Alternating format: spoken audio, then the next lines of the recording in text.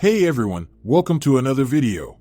Today we're going to talk about issue number 3 of The Resurrection of Magneto, written by Al Ewing.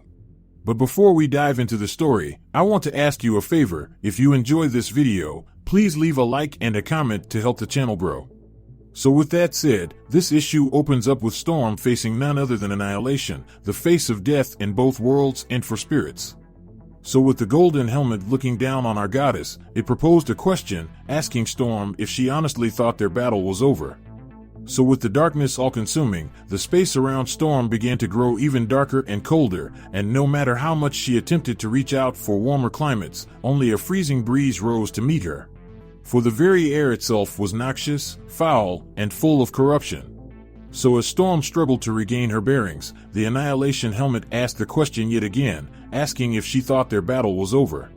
And in a defiant tone, Storm shot back by saying, yes she did, she thought she ended it alongside Genesis's war. But that's when the helmet corrected her by saying, she only melted some gold, destroying just the shape it chose to take, effectively cutting it off from its physical space. For to end Annihilation is more difficult than that. So with that said, Storm had her doubts as she looked on, for when she first arrived, another spoke to her, with the essence of true evil. A voice that the X-Men knew well, for that being possessed many poor souls and ruined many lives.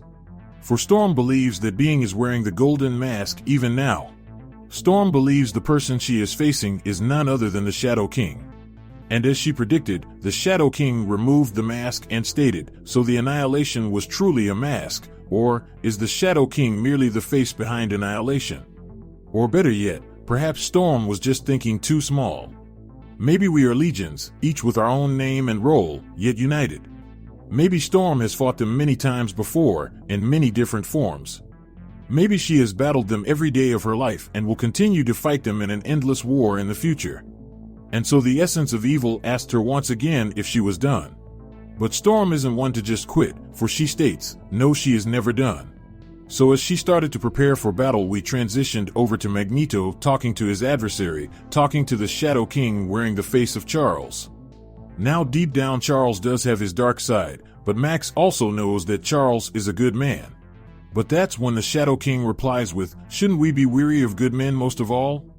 Because that's the reason Max named his opposing force, the Brotherhood of Evil Mutants. So with that said, Max explained that the oppressors always applies labels to the oppressed, which is why just for existing they are called evil. Max did it in order to make a point. But that is when the Shadow King replied by saying, aren't you always trying to make a point, which is the exact reason why he goes by several different names. And chief among them is the one he holds closest to his heart, Magneto. For across his entire publication, Magneto will forever be tied to him. And just like that, the classic version of Magneto appeared in front of him, preaching his mutant supremacy.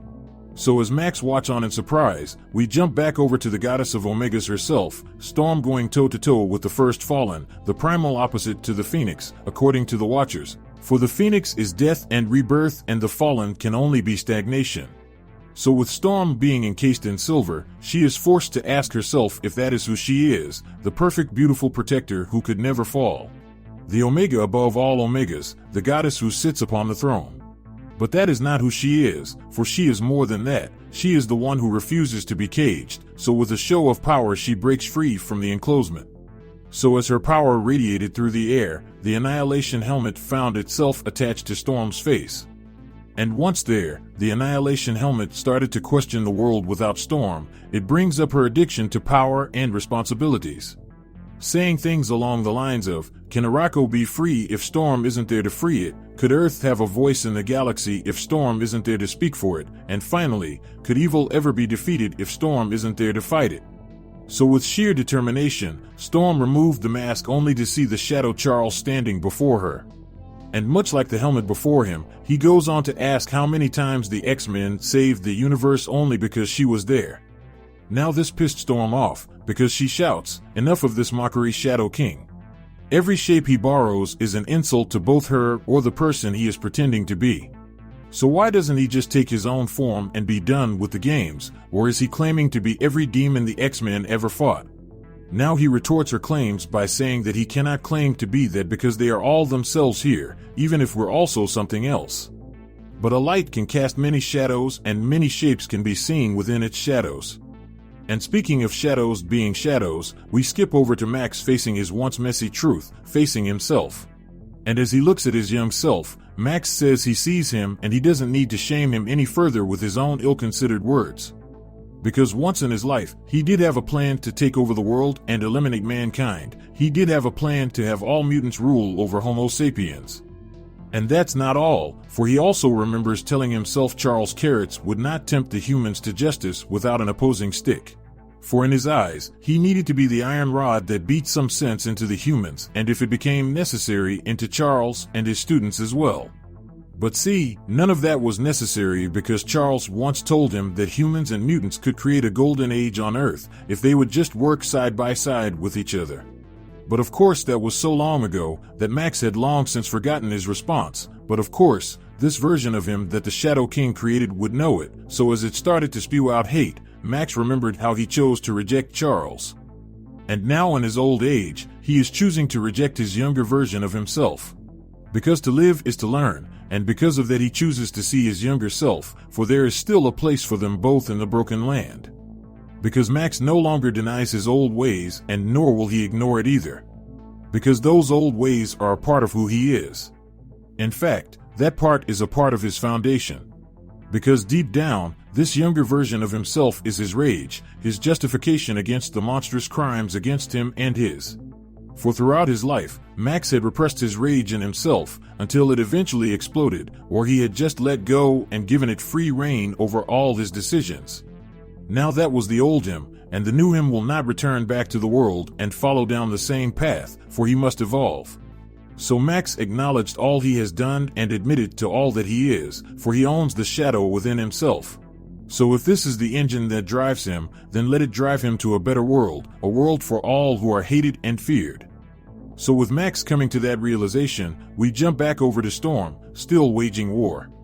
And during this interaction, Storm asks the Shadow King if they have an agreement. In which the darkness replies with, only if she could accept him and acknowledge him as a part of the human heart. And then she can go on her way and allow him to do his work in the world. Or she could do what the cosmos allows and reject him and do battle. Because ultimately the option is hers. Does she choose to leave well enough alone or shift the balance to the opposite number? So with the options presented as a binary decision, Storm immediately notices that this is a trap. Because throughout this whole fight, the Shadow King kept mentioning how she was alone and by herself. And never once did he answer the question about the whereabouts of the person she entered the darkness with. It never told her where Max was. So in a leap of faith, Storm extended her hand, for she is a member of the X-Men and the X-Men are never alone, for there is strength in unity.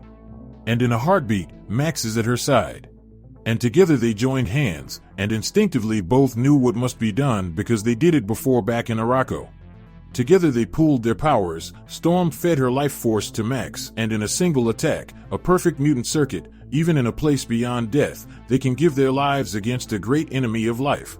So with fear overcoming the Shadow King, he tries to break the link, but he is too late. Because their energies have grown too far for him to stop, and the crazy part is, they are still building it further. Back and forth, taking more of Storm with every pass until the storm of power breaks, and then comes the release. And with a massive explosion, the Shadow King screams. And once the battle was over, Storm was left floating and feeling no pain, and the only thing she had to ask was if it was done. For she came to this realm alive, and that was her only weapon against the Shadow King. But as for Max, he still has a way back if he just turns the key again. Because that would be his ticket back to life. But see, Max was not content with what just went down. He was not going to leave at that cost. In fact, he didn't want to leave at the cost of any innocent life, neither human or mutant. Not as long as he has the power to say no. So Max dug deep down and allowed his anger to overflow him like the Magneto he was, like a channel of melted iron flowing into a new path, into the Magneto he hoped he will be. Because if he could drain her life in order to do an attack, then he could also give away his life freely to save Storm. For he has the power needed, better yet, he is the living embodiment of power. So as he floods his power into her, he screams for her to call it forth. So with the power enveloping her, Storm starts to feel pain again, Storm starts to feel the hurt, Storm starts to feel the return back to life. So with pain flowing through her, her eyes shot open, and before her was Blue Marvel. Now far away, a distance key turns inside a distant lock. Then a portal gate screams open, as the matter is torn from the energy beyond, spinning flesh, bone, and blood into something new and yet something original. For he is true power, but mankind calls him Magneto. So with the king of magnetism back in the flesh, this issue of the resurrection of Magneto comes to a close. And let me just say, this comic was hands down amazing, and the way Storm and Magneto just flow together is a work of genius. And with one of the goats back in our world, I can't wait to see him come up against Orcus. Now, don't get me wrong, Polaris is cool, but Magneto is the GOAT. So with that out there, if you want to stay in the loop about any individual storyline, then how about you hop over to the playlist section down below or in the link cards above to get all caught up on the X-Men runs. So with that established, I hope you enjoyed this video, and please don't forget to leave a like and a comment if you want to see more videos like this. Thank you for watching, and I'll see you in the next review.